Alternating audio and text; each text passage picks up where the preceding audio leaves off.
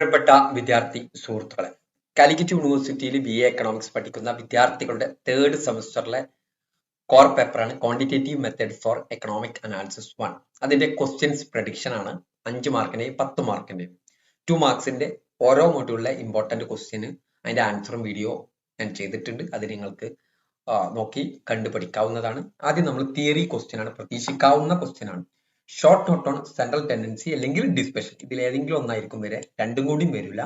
അപ്പൊ നമ്മൾ സെൻട്രൽ ടെൻഡൻസിയിൽ mean, medium, mode, harmonic mean, geometric mean അതെന്താണ്, അതിന്റെ ഇക്വേഷൻസ്, അതിന്റെ മെറിറ്റ്സ്, ഡിമെറിറ്റ്സ് ഒക്കെ ഉൾപ്പെടുത്തിയിട്ട് എഴുതാം.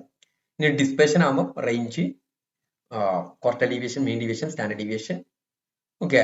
അതിന്റെ കൂടെ വേണമെങ്കിൽ ലോറൻസ് കർവ് കൂടി എഴുതാവുന്നതാണ്.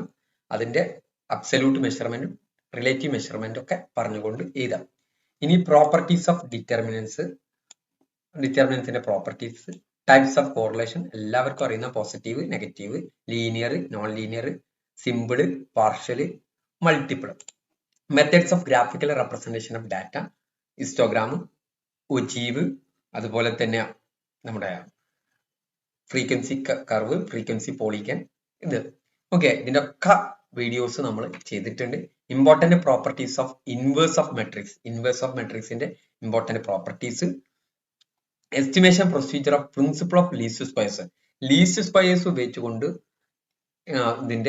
അതിന്റെ എസ്റ്റിമേഷൻ പ്രൊസീജിയർ റിഗ്രഷന്റെ ഭാഗത്ത് അതിന്റെയും വീഡിയോ ചെയ്തിട്ടുണ്ട്. ടൈപ്സ് ഓഫ് ഫംഗ്ഷനും അതിന്റെ അപ്ലിക്കേഷൻ എക്കണോമിക്സ്. അപ്പൊ ടൈപ്സ് അതിന്റെ അപ്ലിക്കേഷൻ എന്ന് പറഞ്ഞാൽ ലോ ഓഫ് ഡിമാൻഡില്, സപ്ലൈയില്, ഇങ്ങനെ ഓരോ എക്കണോമിക് ഫംഗ്ഷനിലുള്ള ഇൻവെസ്റ്റ്മെന്റ് ഫംഗ്ഷനില്, കൺസപ്ഷൻ ഫംഗ്ഷൻ, ഇതുപോലുള്ള ഫംഗ്ഷനിലൊക്കെ ഇത് ഉപയോഗിക്കുന്നുണ്ട്.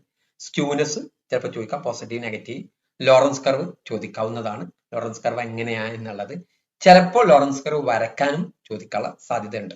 അങ്ങനെയാണെങ്കിൽ പൈ ഡയഗ്രം വരക്കാൻ ചാൻസ് ഉള്ളതാണ്, ഒജീവ് വരക്കാൻ ചാൻസ് ഉള്ളതാണ്. ഓക്കെ.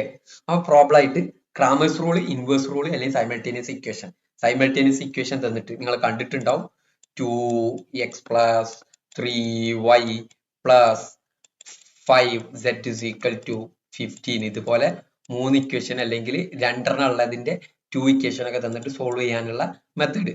ചിലപ്പോ ഒരു ഇക്വേഷൻ തന്നാണ്ട് 3 ഇക്വേഷൻ തന്നാണ്ട് സോൾവ് ചെയ്യാൻ പറയും. അപ്പൊ നിങ്ങൾ ക്രാമേഴ്സ് റൂൾ ഉപയോഗിക്കാം, അല്ലെങ്കിൽ ഇൻവേഴ്സ് റൂൾ ഉപയോഗിക്കാം, അല്ലെങ്കിൽ സൈമൾട്ടേനിയസ് ഇക്വേഷൻ ഉപയോഗിക്കാവുന്നതാണ്. ഓക്കെ. ചിലപ്പോ solve following equation using Cramer's rule വെച്ചപ്പോൾ ക്രാമേഴ്സ് റൂൾ മാത്രം, അല്ലെങ്കിൽ ഇൻവേഴ്സ് റൂൾ ചോദിച്ചാൽ ഇൻവേഴ്സ് റൂൾ മാത്രം. സൈമൾട്ടേനിയസ് ഇക്വേഷൻ റൂൾ ചോദിച്ചാൽ അതിൽ വെച്ച് സോൾവ് ചെയ്യാൻ പറയില്ല, അത് വെച്ച് ചെയ്യാൻ പറ്റുള്ളൂ. മെട്രിക്സ് ഓപ്പറേഷനുമായി ബന്ധപ്പെട്ട problem, correlation or regression problem, sure ആയിട്ട് ഏതെങ്കിലും ഒന്ന് ഷുവർ ആയിട്ട് വരും 10 മാർക്കിന്, അല്ലെങ്കിൽ 5 മാർക്കിന്.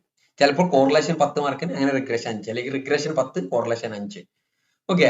ഇനി പ്രോബ്ലം ആയിട്ട് mean, standard deviation, quarter deviation, skewness, mode, median, rank correlation, ഇതിൽ ഏതെങ്കിലും 2 എന്തായാലും പ്രോബ്ലം ആയിട്ട് പ്രതീക്ഷിക്കാവുന്നതാണ്. ലോ ഓഫ് ഇൻഡീസസും ലോഗരിതവും ഏതെങ്കിലും ഒന്ന് 5 മാർക്കിന് വരാം. മെട്രിക്സ് ഡിറ്റർമിനൻസ് എങ്ങനെയാണ് സോൾവ് ചെയ്യുക എന്നുള്ളത് പ്രോബ്ലം വരാം. ഇങ്ങനെയൊക്കെയാണ് ക്വസ്റ്റ്യന് ഞാൻ പ്രഡിക്റ്റ് ചെയ്യുന്നത്. അപ്പൊ എല്ലാവരും ഉഷാറായിട്ട് പഠിക്കുക. All the best. Thank you.